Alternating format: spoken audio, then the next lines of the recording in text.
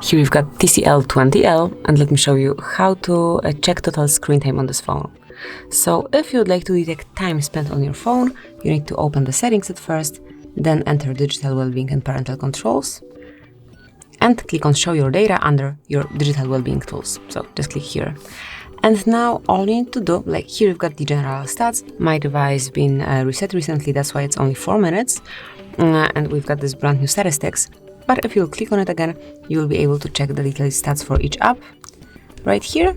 And also, if it's been in use for more days than just one, you will also be able to notice it here and check statistics for each day. And this is it, that will be all.